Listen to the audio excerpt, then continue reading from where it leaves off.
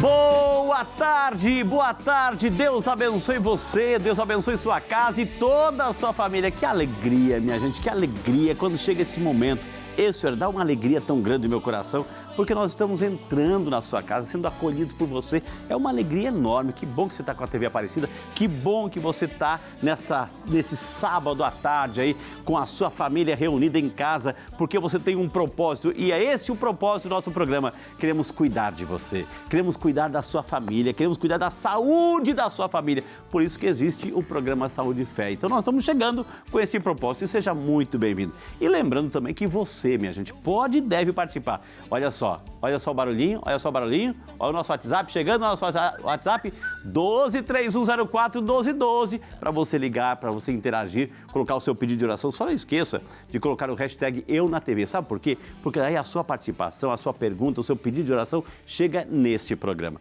E também outra ferramenta, outro canal de interatividade, vale a pena, siga a gente lá, divulgue bastante, que é o nosso Instagram, gente. Hoje a gente sabe que é uma grande ferramenta, uma potente ferramenta, programa Saúde e Fé.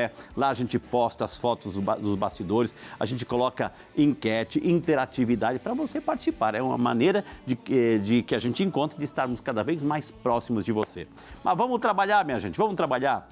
Minha gente, não importa a sua idade, existem vários métodos que você pode praticar para deixar seu cérebro mais saudável, prolongando a qualidade de vida e rapidez de raciocínio. São hábitos simples que você pode adaptar na sua rotina com facilidade. A gente aqui já falou de fígado, rim, estômago, tudo isso é muito importante. A gente fala sempre porque a gente quer trazer informações para você. Mas a gente vai falar de um órgão, né, gente? Um órgão que comanda tudo, gente. Se você está me vendo, se você está olhando, escutando, entendendo, tudo isso é comandado por esse super órgão chamado cérebro. E quem conversa hoje com a gente é o nosso queridíssimo médico neurocirurgião, o doutor Guilherme Prado, que a gente quer convidar para entrar aqui na salinha da saúde. Doutor Guilherme, boa tarde, bem-vindo, meu amigo. Prazer, né? Pela novo convite de estar aqui com vocês. É uma alegria Obrigado muito pra grande, todos doutor. vocês que estão hoje aqui com a gente. Doutor, falar do cérebro não é fácil, né? Não é muito não, mas a gente faz por onde para poder falar sobre isso. Vamos sentar, doutor, por favor. O doutor Guilherme já está aqui. E como é que está a família, doutor? Graças a Deus, Trouxe, o senhor prometeu que ia trazer na vez passada as fotos da família. Trouxe? Trouxe. Todas então as meninas aí, a Maria da Graça, a Maria da Glória, em homenagem a, lógico, Nossa Senhora, né? A graça que a gente conseguiu depois de algum tempo tentando engravidar, conseguimos dois tesouros. A Deus, né? E Mas o tem um menino Henrique, também. tem o Henrique, né? que é o protetor que tem que ter, né, Frei? Tem que ter, né? Nossa Senhora de Fátima tem que ter um protetor das meninas. E daqui um pouquinho a gente vai mostrar as fotos. Que família linda, gente, que família linda. Mas o assunto hoje é cérebro. Quando a gente fala do cérebro, doutora, a gente está falando desse órgão potente. Quanto que mede o cérebro? Quanto que pesa um cérebro? Vamos entender, assim, ou seja, essa caixinha que está aqui, essa massa cinzenta que a gente tem ali.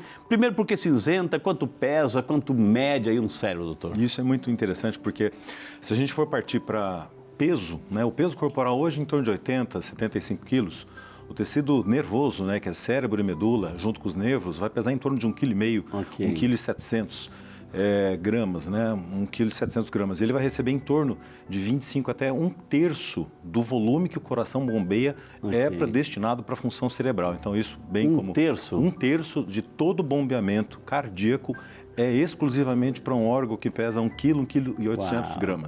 Mas que então comanda tudo. Muito importante, é o comando de tudo. Existem muitas funções que são comandadas pelo sistema nervoso autônomo, pelo sistema nervoso no nível das células, no nível da ultraestrutura da substância branca, substância cinzenta, que se divide na organização do nosso tecido cerebral e que é para onde a gente tem todos os processos envolvidos, tanto de doenças, tanto quanto de preservação pela saúde do cérebro. É verdade, doutor Guilherme, que a gente ouve, assim, é mito ou é verdade? Assim, a gente só usa 10% da capacidade do nosso cérebro. É verdade isso, doutor? Isso é fato, uma vez que a gente tem vários exemplos na natureza de outros animais, por exemplo, os golfinhos, que têm tecido cerebral muito maior e com muito mais áreas cerebrais ativas, em que a própria comunicação é bem diferente do que a nossa. Então, como que um golfinho se comunica na água? Sons, radar, né, a questão do movimento do som que eles emitem, consegue receber isso dentro do tecido cerebral. Então, cada uma das espécies tem as suas particularidades. A nossa é de ter evoluído muito o tecido cerebral. Se você abrir o tecido cerebral, se você fosse possível abrir todo ele cobriria um campo de futebol. Então, por que a gente não tem uma cabeça tão grande? Porque ele dobra sobre ele mesmo. Então, essas circunvoluções, essas dobrinhas que a gente vê no tecido cerebral... Como é que é? Se fosse abrir o cérebro, seria um tapete que cobriria... Abre o tapete, um campo de futebol. Uau, doutor, e a gente só usa 10%. Isso é muito pouco, muito menos do que isso. Mas a gente usa pouco porque a gente está estudando menos, lendo menos, aprendendo menos, ou porque é menos? Talvez saibamos de menos compreender o nosso tecido cerebral, então isso talvez seja uma grande importância, porque muitas vezes a gente fala assim, a gente faz uma cirurgia que a gente desconecta em torno de 1/3 do tecido cerebral. Você tira 1/3 do tecido cerebral e como que uma criança consegue evoluir e desenvolver. Então isso sabendo onde você consegue fazer essas desconexões para você permitir com que o cérebro continue crescer é o que é o importante, ou seja, a gente precisa entender como cuidar deste órgão, como cuidar desse tecido cerebral para de uma maneira mais completa possível poder manter este 2% de função. E o que tem ali, doutor? É água, é sangue, é terminações, é artériazinhas, veiazinhas, gelatina, o que tem ali? Porque massa cinzenta, mas tem parte branca também no cérebro. Sim, na verdade a massa cinzenta é a parte mais externa do tecido cerebral, que está bem mais superficial. É aquela que quando você abre o tecido cerebral numa cirurgia, você olha para ela.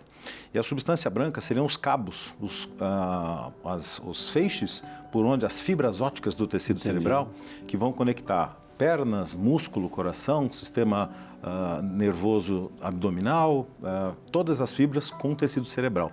E passando por 2 centros importantíssimos, que é a medula e o tronco cerebral. Daí vem a importância da gente, obviamente, fazer tudo que a gente pode fazer para preservar essas estruturas, porque, infelizmente, cérebro e medula não se regeneram. Nervo regenera. Agora, o grande ponto é impedir compressões, isquemias ou tumores, efeitos de compressão sobre o tecido cerebral que prejudiquem a função do tecido. Nós temos o nosso crânio, que é a parte óssea, doutor. Assim, o cérebro está bem encostadinho ou ele está mais descoladinho para dar um movimento ali? Como é que é? Conforme a gente desenvolve ao longo da vida, existe até nas tomografias que a gente vê de crianças quando pedem as nossas avaliações, a gente vê o tecido frontal da criança ainda não colado ao osso.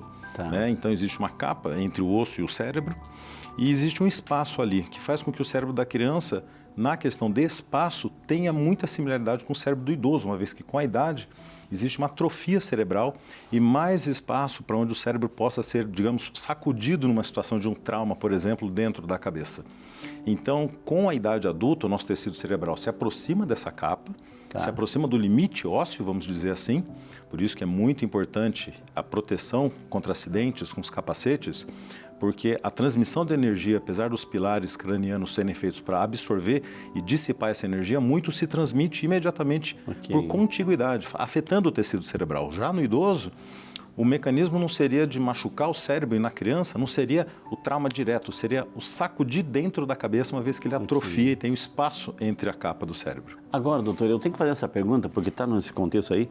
A gente vê muitos esportes assim, porque o objetivo da luta, né, é derrubar o oponente e é sempre na cabeça. Ou seja, essa quantidade volumosa de pancadaria, isso com o tempo também vai trazer consequência? Existem filmes disso, já existe inclusive um protocolo de segurança dentro até dos próprios torneios de luta, de observação rigorosa dos pacientes após o evento, mas basicamente o nocaute, o que é o nocaute? A gente diz que é o soco bem dado no queixo. O que é o soco bem dado no queixo? Acabei de falar dos pilares cranianos, que há a dissipação da energia do crânio para o resto do corpo, principalmente a estrutura da face. Então, existem alguns pontos específicos na face que um golpe bem dado, seja no queixo, seja atrás da orelha, nas têmporas, você transmite essa energia para a cabeça e você causa um deslocamento do cérebro nos 3 eixos, como se ele fosse um capotamento. O nome disso é concussão. Não é uma concussão, não é uma lesão definitiva, como a lesão axonal difusa, que é um dos mecanismos de trauma, por exemplo, um acidente grave de crânio, que vai de graus leve, moderado a graves, até com sequelas permanentes, mas você tem transitoriamente este período de desconexão ou de interrupção da transmissão normal do tecido cerebral, que é quando você tem o nocaute. Okay. Então, toda essa proteção que a gente tem do corpo, infelizmente, em longo prazo, esses atletas, infelizmente, já têm documentado lesão no nível celular, no nível profundo das áreas, tanto de comportamento quanto de pensamento abstrato. Existe, inclusive, a demência do pugilista, que é uma demência associada com lesões de repetição, seja nos treinos, seja durante as atividades. Então, é uma situação bem delicada para quem lida com o cérebro. Agora, o doutor, o senhor falou que 1/3 do sangue vai para o cérebro, que é aquelas veiazinhas, arterinhas fininhas, etc., que vão para lá, né? Agora, se no sangue tem, a pessoa é diabética, se no sangue a pessoa tem algum vírus, esse diabetes vai para o cérebro, esse vírus vai para o cérebro também, como é que é? Sim. Isso leva a gente a entender, por exemplo, como o AVC é uma doença tão prevalente na população, né? Para cada grupo de 100 mil habitantes, você tem por ano em torno de 250 até 350 pacientes com AVC por ano para cada grupo de 100 mil habitantes. Tá. Então, isso é muita gente. E o que leva isso a acontecer? Infelizmente, o não cuidar do cérebro, isso quer dizer não cuidar eventualmente da sua pressão, não cuidar eventualmente do seu colesterol, não cuidar eventualmente do diabetes, ser sedentário e o bendito cigarro. Por quê? Porque isso faz com que haja alterações inflamatórias nas paredes dos vasos, ou seja, que geram alterações que podem liberar pequenos fragmentos para o cérebro e, em longo prazo, formar pequenos pontinhos na cabeça, que a gente chama de microangiopatia, diretamente associada pela pressão alta, diabetes e colesterol, porque esse sangue vai para a cabeça e lá é sede final, ou seja, o sangue que vai para aquela região, se tiver alguma interrupção, não vai mais. E isso por conta do açúcar, da pressão alta, um alto pico de pressão, manter níveis acima de 18, 19, faz com que haja essas lesões na parede. E aí o bicho pega. E olha, gente, o doutor falou assim que se você abrir o cérebro, cobre um estádio de futebol, imagina quanto que não precisa dessa passagem livre, doutor, assim. Sim. Agora, o que vai impedindo isso? Vamos colocar assim, o que a gente não está ajudando o nosso cérebro? Doenças que podem acometer aí no longo da vida? Principalmente a doença, o AVC, é uma das mais prevalentes, né? Existem os próprios tumores cerebrais que podem competir roubando o sangue da área normal do cérebro para o tumor, ou seja, há uma competição. Isso por muitas vezes faz com que o cérebro sofra e aí o paciente vai acabar tendo uma perda de força em um lado do corpo, eventualmente uma crise convulsiva, eventualmente uma demência progressiva, principalmente se forem tumores acima da região do teto do nariz, pegando a região basal do lobo frontal, que é a área do comportamento. Então, muitas vezes o paciente começa a ficar alterado por conta disso e tem um tumor lá. Eu operei uma paciente em São Paulo que nessa onda de Covid, né, perdeu o olfato com dor de cabeça, é Covid, vai para casa, isolamento. Okay. Só que ela abriu depois uma crise convulsiva. Aí foram ver, ela tinha um tumor em cima do nervo do olfato, sobre a área da cabeça que dá essa percepção. Então, compressões externas, as próprias doenças degenerativas, né? Então a gente fala daí das doenças do tipo Alzheimer, do tipo Parkinson, que fazem com que haja alguma deposição de substâncias em algumas partes específicas da cabeça ou outras áreas, no caso do Parkinson, passem a deixar de produzir algumas substâncias e isso, cumulativamente em longo prazo, geram alterações, né? Então, são vários mecanismos, os traumas, como a gente já comentou. Então, acima de tudo, cuidar da cabeça é o principal. Ô, doutor, hoje eu quero tirar todas as minhas dúvidas com o doutor Guilherme aqui, né? O senhor é neurocirurgião, né? Imagina abrir, primeiro tem que cortar o osso, entrar lá... A pele, o osso, etc., fazer aquela abertura e depois entrar no cérebro em si, naquelas membranas todas. Como é que vocês sabem onde está acontecendo o AVC? Não é muita veiazinha que tem ali, doutor? Como é que vocês fazem isso, doutor? Eu costumo dizer para os meus pacientes que a coisa mais legal do cérebro é que você não engana o médico. Por quê?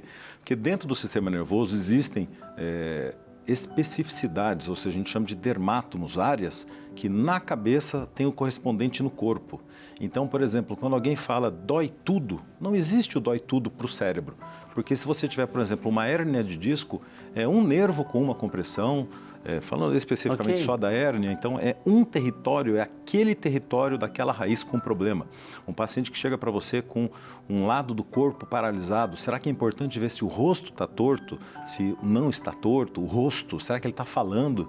Então, tudo isso a gente aprende em longo prazo, né? São 5 anos de formação de neurocirurgia, depois mais 2 ou 3 de pós-especialização. Eu fiz 4 depois, quando então... tem um AVC, você identifica isso. Hemorrágico, vocês vão lá direto, lá, doutor? Sim. Aí o importante é você não só topografar, como a gente diz, mas utilizar os melhores métodos diagnósticos para confirmar e definir se existe algo que possa ser feito em tempo hábil para salvar aquele tecido cerebral, né? Então, a gente tem um período em que a gente consegue salvar o cérebro, por exemplo, numa interrupção abrupta de sangue, que hoje não é mais o tal do 4 horas e meia para fazer aquele remédio para o AVC, a gente já tem uma evolução muito grande em relação ao tratamento disso, indo até mais do que 12 horas para alguns casos, para salvar o tecido cerebral e fazer com que aquele paciente tenha pelo menos uma independência funcional, ainda que com uma mobilidade. O cérebro humano cuidando do cérebro, olha que maravilha, né? Uma tecnologia.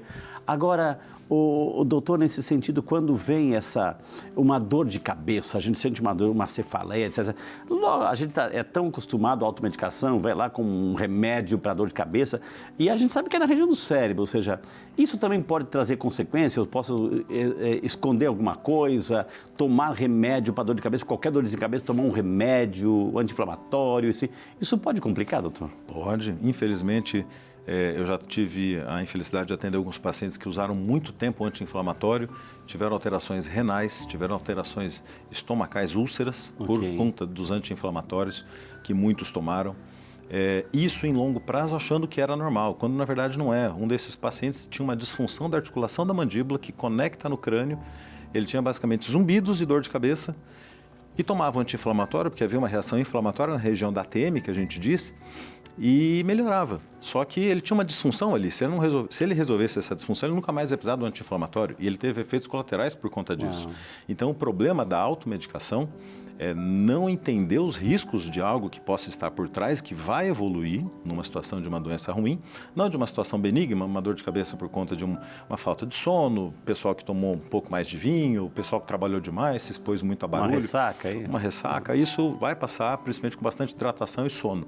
Agora, dor diferente do habitual, algum sintoma associado com a dor de cabeça, então paralisia de força em um dos lados do corpo, a gente sempre diz que um dos pavores do neurocirurgião no pronto-socorro é o paciente com dor de cabeça e vesgo. O paciente que está vesgo, ele fala para você, meu olho está torto. Isso é um pavor, é uma emergência médica que precisa de um diagnóstico ser afastado, que o principal pode ser o aneurisma cerebral. Então, é muito importante se atentar ao que mais está diferente. Ao que é trivial sempre não me preocupa muito, desde que você faça investigação. Agora, o que está diferente, pare e vai atrás. O principal, elemento que compõe o cérebro são os neurônios, doutor. Ou seja, qual é a principal função deles, ou as principais aí? Na verdade, você tem todas as funcionalidades do sentido. Fala, visão, audição. As conexões com os sistemas límbicos profundos, quer dizer, o como você entende a vida, o como você entende as emoções, né? Então a gente costuma dizer que a gente tem 2 medos quando a gente nasce. A gente tem medo de cair, que é um reflexo na criança, inclusive, e a gente tem medo de sons altos, potencialmente perigosos, por exemplo, um rugido. Todos os outros medos são aprendidos ao longo da vida. Então, isso por quê? Porque todas essas áreas diferentes, elas começam a fazer conexões e se interrelacionarem. Então, isso é o que faz com que a gente evolua sentidos, propriedades de comportamento, propriedades intelectuais, né? Então, às vezes, eu falo muito para jovens que às vezes vão no meu consultório perguntar, poxa, mas eu não aprendo, qual é o meu problema de não aprender? Treinamento. Você tem que treinar. Você tem que usar o seu cérebro. Aí que vem aquela porcentagem, 10% lá. Exato. O que é usar o cérebro? Você nasce com um número fixo de neurônios ao longo da vida. Na verdade, eles vão morrendo, né? Você vai perdendo esses neurônios. Mas o cérebro, o senhor falou que não regenera, doutor. O que está acontecendo então? Você aumenta conexões. Conexões você faz ao longo da vida. Então, com o treinamento, com a dedicação, com a repetição, você aumenta essa quantidade de conexões com o tecido cerebral e aí vem o intelecto, aí vem a inteligência. Então isso é um treinamento, só que se você, por exemplo, não se alimentar bem, não tiver uma atividade física, cuidando do seu corpo, não dormir bem, isso nunca vai acontecer. Agora, essas conexões, o nome técnico, como eu ali eu aprendi, é sinapse, tá, gente? Sinapse. Agora, existem técnicas para memorizar melhor, para ativar? Existe exercício cerebral? Existe, é fundamental.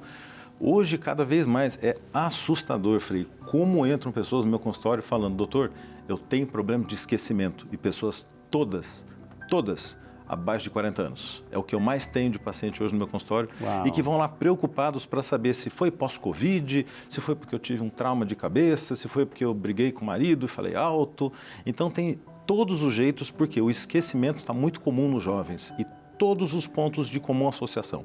Falta de sono e ansiedade. Mas, ok, depois a gente vai ter outra surpresa aqui no programa. A gente tem tudo pronto na palma da mão. A gente não precisa mais nada. Pensar, pesquisar, tá só lá, olhar, clicar e etc. A gente está ficando bom no clique. Isso está atrofiando o nosso cérebro, doutor? É um recurso fantástico. O acesso à informação, na palma da mão você tem acesso às maiores bibliotecas, às maiores pensamentos, filósofos do mundo. Só que uma das coisas que fizeram com que a gente progredisse foi a dificuldade para conseguir a informação e a busca pela informação. Então, o buscar a informação também faz parte do conhecimento. Isso é muito importante que seja dito, porque todo conhecimento tem que ser facilitado para que as pessoas tenham acesso. Agora, a preguiça em usar o cérebro para procurar a informação, basicamente o nome de preguiça a usar o cérebro para obter a informação é a calculadora. Isso faz com que você perca a sua capacidade de fazer uma conta rápida. Imagine isso em todas as outras situações. A professora pediu uma pesquisa sobre um ponto na escola, quer dizer, vamos atrás disso de uma maneira rápida, perfeita no computador, mas vamos juntar essas informações e usar elas na cabeça para ver o que é importante, para aprender. Então, sim, eu acho que a gente não pode negar o recurso tecnológico, mas ele deixa a gente preguiçoso com o tal do joguinho, com o tal do acesso à informação, o ouvir a informação. É muito importante você ler, usar o hábito da leitura. Okay. O ouvir a informação, ela não pode ser a base da sua informação. Tanto que os nossos avós que liam muitos jornais não tinham muitas das dificuldades de memória que nós hoje jovens temos. Além da bagagem de vocabulário, etc. Né? Aí tá lá, estou estudando. Alexa, quanto é que é mais 7 mais 7? Aí não dá, né, doutor? Né? Gente, saúde do cérebro, gente. Queremos cuidar bem da sua atividade cerebral. Vamos chamar o intervalo na sequência. Além do doutor Guilherme, a gente vai ter uma outra surpresa aqui no nosso programa Saúde e Fé. Hoje, minha gente, saúde do cérebro. A gente estava conversando e vamos continuar conversando com o doutor Guilherme, que entende dessa engenharia, a mecânica do cérebro. A mecânica do cérebro. Mas o cérebro também, uma vez que a engenharia está funcionando, ele precisa se conectar, ele precisa interagir. Por isso que trouxemos também hoje no programa o doutor Diogo Abrantes Andrade, que é o nosso médico psiquiatra. Doutor, boa tarde, bem-vindo. Obrigado. Satisfação em recebê-lo aqui. Satisfação Gente, estar aqui. Um neurologista e um psiquiatra. Quer mais, assim, profissionais gabaritados para a gente entender como funciona e cuidar do nosso cérebro? Está aqui hoje, viu? Doutor, bem-vindo, doutor. Obrigado. O senhor estava acompanhando a aula, belíssima aula que o doutor Guilherme, né? Pontualizou os detalhes, assim. E o que isso diz respeito à psiquiatria? Bom, foi mesmo uma boa aula, né? Do Dr. Guilherme, estava assistindo ali do cantinho. E eu acho que isso conversa muito, né? A gente falou aqui de muita parte estrutural do cérebro, né? A questão física do cérebro. E eu acho que a psiquiatria se propõe a olhar aí para a parte mais subjetiva do cérebro, né? E essa parte subjetiva também se correlaciona com a parte física. Então, aquilo que a gente vive ao longo da nossa vida, as experiências boas, as experiências ruins, também vão ter impacto no nosso cérebro. A gente vai ter inflamação no cérebro, dependendo se a gente tiver com transtorno, a gente pode ter liberação de hormônios de estresse que vão agir ali também. Isso pode atrapalhar. O Dr. Guilherme estava falando sobre a questão da conexão, né, da gente poder treinar o cérebro. Então, a gente tem a neuroplasticidade, né, que é a capacidade do cérebro de ir se remodelando, né? Então, se a gente não está tendo uma vida emocional, uma vida mental saudável, a gente fica com essa neuroplasticidade prejudicada, né? Então, aí vai ter impactos de memória, vai ter impactos inclusive da maneira como a gente lida com as nossas emoções, né? A gente vai ter impacto nas nossas relações, na nossa funcionalidade. Então, conversa muito, né, Guilherme? Então, a engenharia do cérebro, ele explicou muito bem como é que está lá dentro, as peças dessa engrenagem, o mecanismo está ali certinho. Mas isso tudo a gente precisa relacionar com as pessoas, com o mundo, com a natureza. E isso traz impacto, né? Sim. Uma pessoa, ou seja, uma ansiedade prejudica o cérebro. Uma depressão também tem situações que vão trazer consequências para o cérebro, doutor. Com certeza. Essa palavra foi boa, impacto, né? Vocês falaram aqui do impacto físico, né? Um lutador que toma pancadas ali na cabeça, qual que é o impacto físico? A gente sofre muitos impactos na nossa vida que não são físicos, né? Exato. Que são nas nossas relações, no nosso dia a dia, são perdas que a gente tem, são dificuldades que a gente tem que lidar com elas no cotidiano. Isso tudo também impacta de uma outra forma a nossa mente. E quando isso vai indo para um lado patológico, para um lado de um adoecimento, então quando a gente está com um quadro depressivo, com um quadro ansioso, outros transtornos, bipolar, esquizofrenia, que a gente vai lidar também. Mas acho que o mais comum, né, o que a gente vivencia mais, depressão, ansiedade, isso aí vai trazer toda essas consequências negativas para o cérebro, que são essa inflamação, que é esse prejuízo da neuroplasticidade, que é aquela exposição do cérebro, né, a percepção de que tem alguma coisa de muito errado. Isso pode ir machucando aos pouquinhos também o cérebro, e se a gente não trata, se a gente não cuida disso, a gente pode ter prejuízo cognitivo, pode ter prejuízo de memória no futuro, a gente pode ter mais chance de ter outros transtornos mais para frente. Então, eu quero dizer que eu posso, doutor Guilherme, ter um cérebro perfeito, a engrenagem funcionando perfeitamente e ter problemas, assim, emocionais, depressão, outras realidades, apesar do cérebro estar em perfeita ordem, perfeito equilíbrio de funcionamento? Sim, existe uma definição. O que é saúde? Qual a definição de saúde que se aprende na faculdade? Saúde não é ausência de doença, é um conjunto de bem-estares físicos, emocionais, afetivos, intelectuais, que no conjunto se somam para a saúde, para o bem-estar. Então isso é importante a gente entender que o conceito de saúde tem, por definição, o conceito de saúde psicológica, saúde emocional. Então, sim, se você não tem a saúde emocional, a saúde psicológica, você não está com saúde, apesar de ter um cérebro 100% normal. E quando que eu tenho que buscar um psiquiatra ou um neurologista?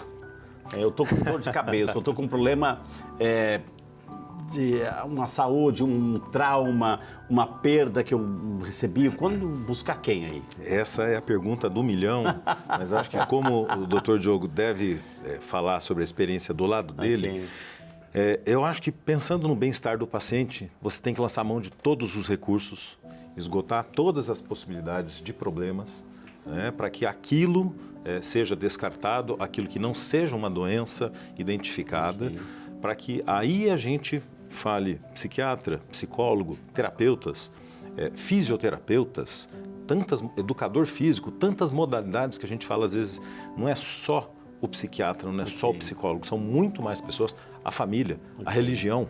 Então, é importante procurar tudo e entender onde está o ponto que está caindo. Eu acho que essa é a hora que a gente melhor beneficia o nosso paciente. Eu acho que talvez seja um pouco da sua ideia. Sim, com certeza. E até diria que se eu vou procurar o psiquiatra, o neurologista seria o segundo ponto, né? O anterior, que é o mais importante, é procurar ajuda. Procurar ajuda. Sim. Perfeito. Porque estamos aqui, né, falando com um monte de gente, então é sempre bom aproveitar o espaço para falar sobre a questão do estigma, né, que a gente tem tanto na saúde mental, que é o quê? É a ideia de que se eu tenho um sofrimento mental, se eu tenho um transtorno mental, eu sou uma pessoa que vou ficar marcada por aquilo, que eu vou ser vista pior pelas outras, né? Aquilo pode trazer prejuízo, vão olhar para mim, aquele ali é o cara que vai no psiquiatra, né? Aquele ali é o cara que... Então, assim, a gente poder saber que é muito comum hoje em dia depressão, infelizmente, né? Depressão, ansiedade, outros transtornos, que a gente tem, né? Ou a gente já viveu alguma coisa assim, né? Já precisou ter algum cuidado, ou alguém muito próximo da gente já precisou. Então, saber que buscar ajuda não significa que você é fraco, não significa que você não está conseguindo tomar conta da sua vida. Muito pelo contrário, significa que você está conseguindo olhar para você, perceber que tem alguma coisa de errado e você está indo atrás, né, de fazer alguma coisa com aquilo. E aí o que vai ser feito, né, se chegar no psiquiatra, um bom psiquiatra vai avaliar aquela pessoa e pode até entender e falar assim, olha, eu estou achando que tem alguma coisa aqui, tá esquisita, essa sua depressão. Eu acho que era melhor a gente falar com o Dr. Guilherme lá para a gente ver se não tem uma questão neurológica. É isso que eu acho que o conceito foi maravilhoso, essa conexão, essa sinapse que vocês fizeram aqui. Agora, por exemplo, quando chega um paciente que a gente sabe que ele passou por N situações traumáticas, impactantes, negativas, enfim, que estão gerando, a gente começou o programa falando sobre a questão dos mitos, enfim, quando chega a necessidade de um medicamento. O psiquiatra, ele prescreve, é o médico que prescreve o medicamento. Esse medicamento vai atuar na mente, no cérebro. Por isso que a necessidade também dessa comunicação, ou seja, do neurologista também nesse sentido, opa, eu vou prescrever esse medicamento, mas eu também conheço o mecanismo do cérebro para aí não trazer essa desordem, doutor. Sim, exatamente, porque, como você falou, né, a queixa às vezes vem de um sentimento, de um pensamento. Exato. Né? Mas a medicação vai agir no cérebro. No físico. Né? No físico. Então, essas coisas conversam o tempo inteiro. Né? A gente tem que sempre poder avaliar aquela pessoa e descartar, como o Guilherme falou, se não tem alguma questão física ali que esteja levando aquela depressão, vamos pegar aí como exemplo, né? A pessoa fala, olha, estou sem energia, eu não quero sair da cama, nada mais me dá prazer, né? Eu fico entristecido. Ok, isso pode ser uma depressão, é uma síndrome depressiva, né? Um conjunto de sinais e sintomas ali que parecem depressão. Mas isso pode ser, por exemplo, uma pessoa que tem hipotireoidismo. Okay. Pode ser uma pessoa que está anêmica, está sem energia. Isso pode ser uma questão, né, neurológica que esteja ali também. Então, a gente sempre poder olhar para a pessoa como um todo, né? Entender bem tanto aquela queixa que a pessoa traz, entender a história daquela pessoa, entender de onde que vem, para onde vai aquela pessoa, né? E não pensar só assim, vou tratar a depressão, a doença ou transtorno. Não, eu estou tratando o Diogo, estou tratando, né, sei lá, qualquer pessoa que você tiver. Mas então, você entender esse caminho que a pessoa faz, né? E aí a medicação entra ali. Bom, então eu acho que tem um outro recurso que pode te ajudar nesse momento. Tem um desbalanço ali, né? Um desequilíbrio dentro do cérebro que está fazendo continuar esse sofrimento e esses sintomas que você está sentindo. E a medicação vai agir nisso, junto com uma série de outras medidas, né? Já falou algumas coisas aqui de sono, né? Algumas coisas de hábitos, outras coisas que a gente conversa também para poder melhorar. Eu fico imaginando, doutor Diogo, doutor Guilherme, porque o psiquiatra, né, ele é um dos profissionais que aqui estão, a gente agradece a Deus, mas, ou seja, quando vocês prescrevem no psiquiatra aquilo que a gente popularmente chama tarja preta, né, que a gente sabe que é um medicamento controlado, exclusivo para aquela situação. Por isso que é muito importante o cuidado com a automedicação, né, justamente porque se pode afetar a estrutura do cérebro e um remédio, ou seja, um abuso de um remédio, etc., pode também afetar a estrutura totalmente do mecanismo que estava praticamente bem, né, doutor? Né? Sim, com certeza. E o tarja preta, como, né, o Frei falou, é justamente uma medicação. Tarja preta, o que é? Né? É um símbolo que tem ali, né, daquela medicação para poder dizer que é uma medicação que tem um risco de causar dependência, né, e que tem um risco do uso abusivo daquela medicação de trazer outras consequências piores para a pessoa. Então, por isso que ela é controlada, não é qualquer um que vai poder comprar, você tem receita especial, todo esse cuidado. E a dependência é isso, é uma alteração funcional que acontece no cérebro, né? A pessoa começa a usar aquela substância e isso vale tanto para o remédio tarja preta quanto para outras drogas. Pode nem ser substância, pode ser dependência de hábitos também, né? Como tem hoje dependência de jogo, de internet. Então a pessoa meio que acostuma a receber aquilo, né? Aquele estímulo, e aí você vai precisando cada vez mais daquele estímulo para ter a mesma sensação. Né? Então se hoje eu tomo se eu comecei a tomar sozinho um remédio tarja preta, e aí eu tomo nossa, consegui dormir hoje, que beleza. Só que eu não resolvi meu problema, não resolvi minha ansiedade, eu não resolvi minha questão de vida. E aí o cérebro vai adoecendo. E aí vai precisando de 2 comprimidos, depois de 3, 4, e aí chega uma hora que você não consegue ficar sem. Né? Então você vai, sem querer, né, adoecendo o seu cérebro na tentativa de se cuidar. Doutor, vai lesando? Você lesa, porque perfeita colocação do Diogo. Muitas pessoas tratam as consequências, mas não olham para as causas. Okay. Então, o importante é vou tomar um remedinho à noite para dormir. O remedinho à noite, que, né, a gente não pode falar do remedinho da noite, mas enfim, ele dá dependência, tolerância e resistência. E não é só para aquele remédio, é para todos os outros. Então, o tarja preta tem que tomar muito cuidado, porque muitas vezes você toma ele e outros remédios e os outros perdem efeito.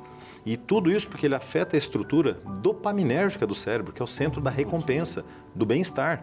Então, a gente vê vários pacientes que tentam tirar essas medicações sem tratar devidamente as causas do jeito indevido ou que, infelizmente, já caíram na situação da dependência e por essa sensação da recompensa dopaminérgica que, ao tomar o remédio, ele vai ter um benefício, ele vai ter a percepção de, nossa, estou bem, é que causa um grande problema na estrutura do cérebro. Okay.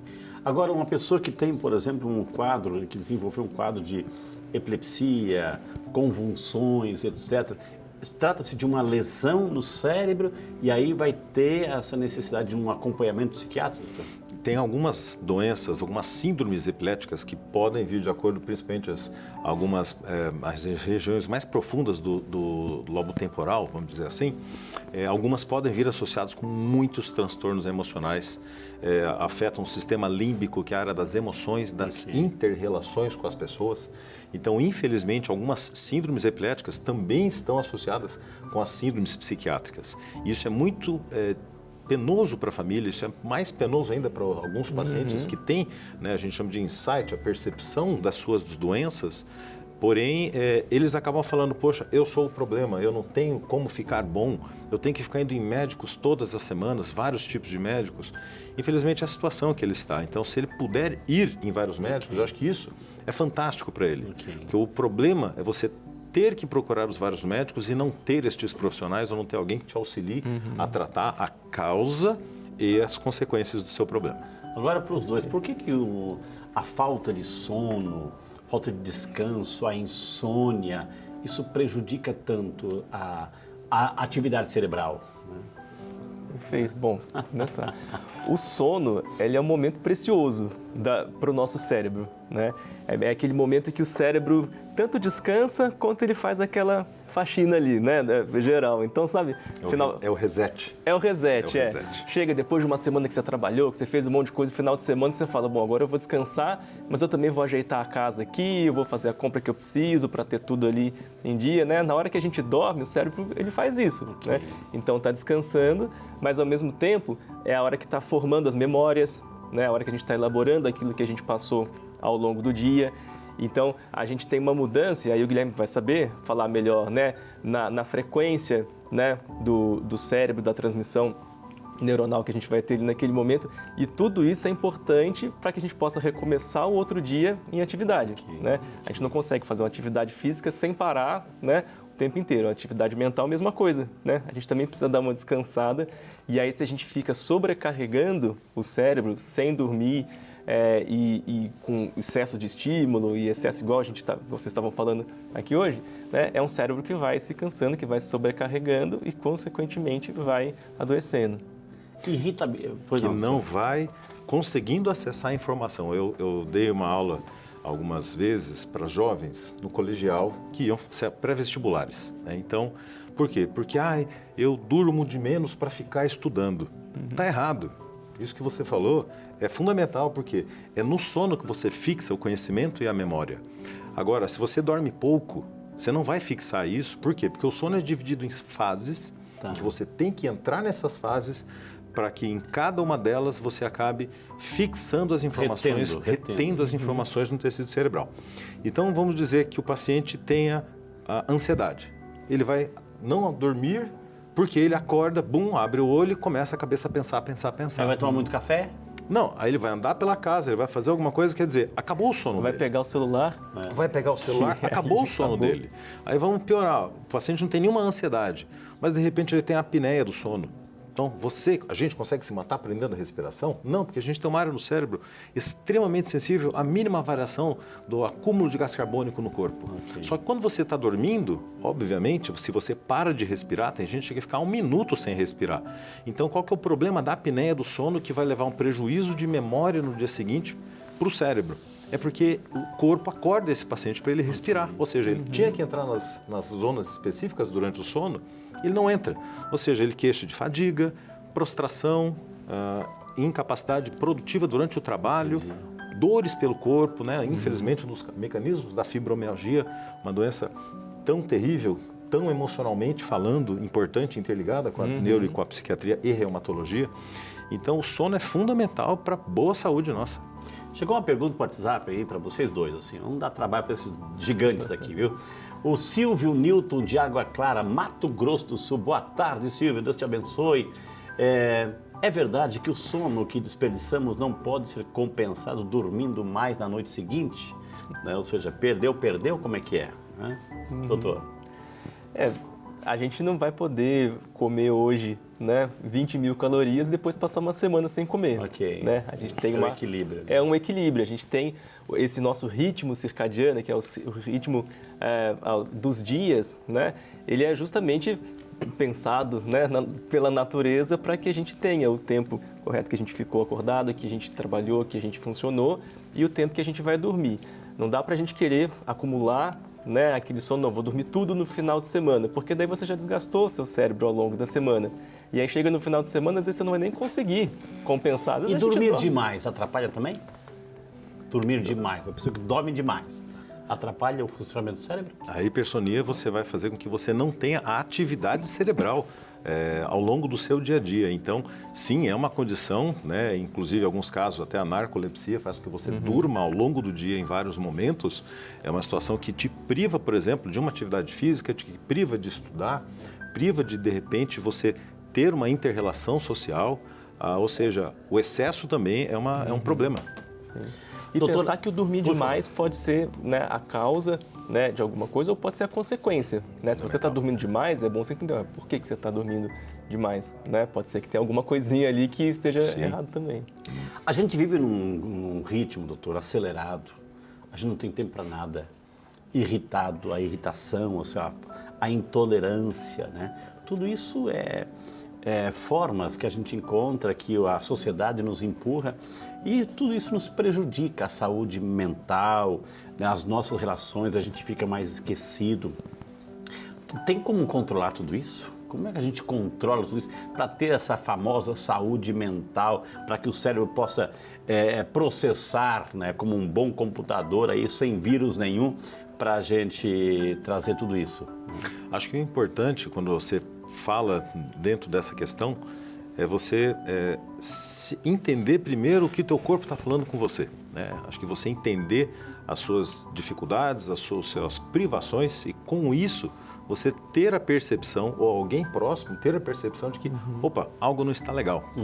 Então, isso é muito importante que nós entendamos que horas que a gente não deixou de perceber que a gente está uma pessoa boa ou que a gente está uma pessoa produtiva. E muitas das vezes pelos transtornos emocionais nas suas várias facetas, né? Acho que existe esse gancho, né? Com certeza. E aí, respondendo muito objetivamente a pergunta, né? Assim, dá pra gente controlar tudo isso que acontece com a gente? Não. Não dá para controlar. Né? E é importante a gente saber disso, e quem está ouvindo saber disso também, porque às vezes na tentativa da gente controlar tudo, a gente se frustra, a gente fica ansioso. Né? A ansiedade é o quê? É isso, é aquela tentativa infrutífera, né, da gente tentar controlar tudo, todo o ambiente, porque a gente acha que vai acontecer alguma coisa muito ruim. Então não dá para controlar, né? Não dá para fazer malabarismo com 20 bolinhas. Então a gente tem que saber que a gente tem as nossas limitações, às vezes a gente vai conseguir estar mais dedicado a um aspecto da nossa vida, às vezes a outro, e tudo bem, né? Tudo bem. E às vezes a gente vai sofrer, às vezes a gente vai ficar angustiado, a gente vai se sentir triste. Hoje tem meio que essa ditadura da felicidade, né? De pensar, eu não preciso ter nada demais, eu só preciso ser feliz. Pô, mas ser feliz o tempo inteiro é difícil pra caramba, a gente sofre, né? Então, só de saber disso, né, eu acho que já é um primeiro passo. E aí vou, né, com o Guilherme falando, bom, mas aí, sabendo que a gente não controla tudo, a gente pode minimamente se perceber. A gente pode olhar pra gente, a gente pode olhar para como é que estão as coisas e saber o que está fazendo bem pra gente e o que não está. E então, isso vai ter um aspecto que vai ser individual. O que faz bem para mim, Diogo? Né? É algo, eu sei que eu gosto de estar com meus filhos, eu gosto de música, eu gosto de ler. Né? Isso faz bem para mim. Para outra pessoa pode ser outras coisas. Okay. Né? Mas tem algumas coisas que são gerais que aí sim vai fazer bem para todo mundo. Não tem jeito. Então, dormir bem vai fazer bem para todo mundo. Exato. Né? A gente fazer atividade física vai fazer bem para todo mundo. Cada um vai escolher a que gosta mais, né? Mas ter um movimento do corpo vai fazer bem para todo mundo. A gente se hidratar, né? Tava falando ali, né, dos mitos ali da banana. Então, a gente se hidratar, a gente ter uma alimentação saudável, a gente cultivar relações saudáveis, né? Estava lendo esses dias daquele estudo de Harvard que acompanha desde 1930. O que é o fator que está mais relacionado à felicidade no final da vida? São as boas relações que a gente cultivou com as outras pessoas. Exatamente, né? Então, a gente consegue controlar? Não, mas a gente consegue fazer muita coisa. Exato. Não, que maravilha, gente. Gente, hoje é um papo cabeça, Ter o privilégio num programa, num sábado à tarde, um neurologista e um psiquiatra, só você mesmo que merece tudo isso, né, minha gente? Vamos fazer o seguinte, ó, vamos chamar um intervalo rapidinho, na sequência eu vou falar assim, algumas coisinhas que a gente coloca pra dentro do cérebro, tipo droga, álcool, o que acontece do ponto de vista cerebral e os nossos relacionamentos. Já de volta para você com o nosso Saúde e Fé. Hoje, saúde do nosso cérebro, esse motor de 1,5 kg, gente, mas que comanda tudo. Hoje, recebendo aqui um neurologista, Dr. Guilherme, e um psiquiatra, médico psiquiatra, Dr. Diogo, que carinhosamente estão aqui dando uma aula de como a gente pode cuidar bem do nosso cérebro. Eu terminei o bloco passado falando de algumas substâncias, enfim, nocivas, assim, de repente algumas pessoas fazem uso, né? É claro que todo medicamento não deixa de ser uma droga, por isso que a gente fala assim, vou lá na drogaria, né, enfim, mas assim, são medicamentos bons para controlar. Mas quando outros medicamentos, doutores, assim, que pessoas fazem uso, que consequências vão trazer do ponto de vista da engenharia e do ponto de vista do comportamento aí, doutor? Do ponto de vista... Eu estou falando de droga, sim, né? Existem as drogas lícitas, né, que você tem acesso. Então, talvez sejam... tem o mesmo poder e periculosidade das outras que são as ilícitas. Por quê? Porque você, num bar, numa padaria, num supermercado, você tem acesso, e isso vale sobre as bebidas alcoólicas e sobre o cigarro, que também é um grande problema de saúde pública. Então, quando a gente fala dessas duas situações, a gente está falando de drogas que fazem com que altere, sim, a percepção do tecido cerebral, que haja uma necessidade de recompensa, né? E muitas vezes o objetivo é a desinibição. Vai lesando. O objetivo é desinibição. Por que você toma uma cerveja? Porque eu vou ficar numa festa mais tranquilinho. Só que muitas vezes isso vem associado a um consumo em longo prazo, a uma reação de dependência, assim como o abuso do cigarro levando o paciente a cânceres. Então, o grande problema não é só o uso imediato da droga no cérebro, é no corpo também. É no corpo também. Isso que é um grande um problema. E vai alterando totalmente o comportamento. Sim. Totalmente. Bom, você falou do cérebro, do corpo, aí eu vou seguir os passinhos. No cérebro, no corpo, nas relações que a gente falou, na nossa funcionalidade, né? Porque, como o Guilherme colocou aqui, a gente vai mexendo com o sistema de recompensa. Então, a gente tem prazer com muitas coisas que a gente faz. A gente está aqui conversando, é prazeroso. Claro. A gente poder estar aqui conversando. Quando você come uma comida gostosa, quando você faz um passeio, quando você trabalha aqui, chega no final do dia e fala, nossa, fiz um bom trabalho, né? Isso tudo dá prazer, mas isso também dá trabalho. Né? A gente tem um esforço envolvido. Okay. Tem muitas substâncias, que são essas drogas de abuso que a gente fala, que vão trazer para a gente uma sensação de prazer, uma sensação de recompensa, só que com um uso muito rápido. Então você usa aquilo e aí vai ter uma ativação da dopamina no nosso cérebro, que é a dopamina de você comer uma comida gostosa e a dopamina de você tomar uma droga. Só que a quantidade de dopamina que vai vir com a droga é muito maior, muito mais rápido. E aí você sente aquilo e aí você fala, nossa, queria isso daqui de novo. E aí você começa a entrar naquele ritmo, começa a aumentar a quantidade do consumo, a frequência do consumo, e aí chega uma hora que as outras coisas da vida já não mexe tanto assim com o seu sistema de recompensa, com o seu sistema de prazer. Só quer Você aquilo. entende? Aí você só quer aquilo. E a gente fala que aquilo vai restringindo o repertório de vida, né? Em vez de eu sair para poder ir com meus amigos conversar, de eu querer Outras assistir fontes uma de coisa, prazer. outras fontes de prazer, não, porque nenhuma vai dar tão rápido que nem aquilo. Então esse é um perigo muito grande, porque chega uma hora que já não está dando prazer mais, né? Você só está compensando o desprazer que é não ter aquilo, né? Então isso é muito ruim e pode, né, acabar, né, ou parar por um tempo, né, a vida de alguém até ela poder retomar. Eu quero ler uma pergunta do WhatsApp, mas depois eu quero perguntar sobre os tratamentos, assim, os diagnósticos, os exames necessários para a gente ter uma saúde cerebral. Vamos lá, a pergunta do WhatsApp, então. A Lívia Fernandes, de Niterói, Rio de Janeiro. Boa tarde, Lívia. Bem-vinda também aqui ao nosso programa. Sinto que estou me estressando com facilidade, ficando muito nervosa por pouca coisa. Queria saber se o estresse acumulado pode fazer mal ao cérebro. Doutor Diogo aí. Pode fazer mal ao cérebro, né? Porque o estresse acumulado, esse que a gente fica nervoso por pouca coisa, na hora que você fica nervoso, que você tem essa reação, que é o seu cérebro, né, te dando um sinal de que tem alguma coisa errada, né? Que tem uma ameaça, que tem alguma coisa ali que você precisa resolver. E aí, nisso, você libera uma série de inflamações, de reações no seu corpo, de liberar cortisol, de reações inflamatórias. E aí, isso, com o tempo, pode sim ir lesionando o cérebro e pode aumentar a chance de você ter um quadro de ansiedade, de você ter um quadro Convulsão de depressão. também, um mega estresse, uma carga, leva Em a algumas áreas cerebrais já com alguma tendência, sim, não via de regra. Mas isso é um grande problema, porque você também pode ter a associação da ansiedade, levando, por exemplo, a uma compulsão, levando, por exemplo, a buscar outras saídas, e aí entram as drogas listas e listas também. Então, o problema é entender que a ansiedade não é uma situação que você tem que ficar confortável. Ah, eu estou ansioso agora, e então deixa que está tudo em paz, né? E com a idade, infelizmente, piora muito essas O questões. cérebro também envelhece, né? Ou seja, O cérebro, além de envelhecer, Não tem transplante de cérebro, não? Infelizmente ainda não existe. A gente tem que cuidar muito bem do que a gente tem, que é só esse. É único. É único, é único. Como é que... doutor, eu quero fazer um exame para ver se o meu cérebro está bom. Veio pandemia, veio Covid, ver se afetou a memória, esquecimento. O que eu faço para ver se o meu cérebro está bom?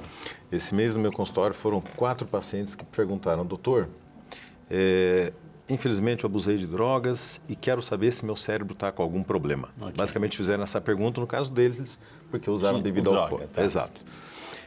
Falei, bom, primeiro a gente tem que ver a outra estrutura do cérebro, se foi alterada, se foi atrofiada pelo consumo. Algumas substâncias eram bem nocivas, o crack, por exemplo.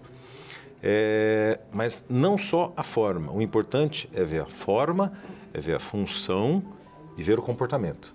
Então, a minha resposta para esse paciente foi, pois não, vamos tentar identificar alguma situação de risco à sua vida, que você aponte, lembra aquele papo do cérebro mostrar para a gente o que você tem?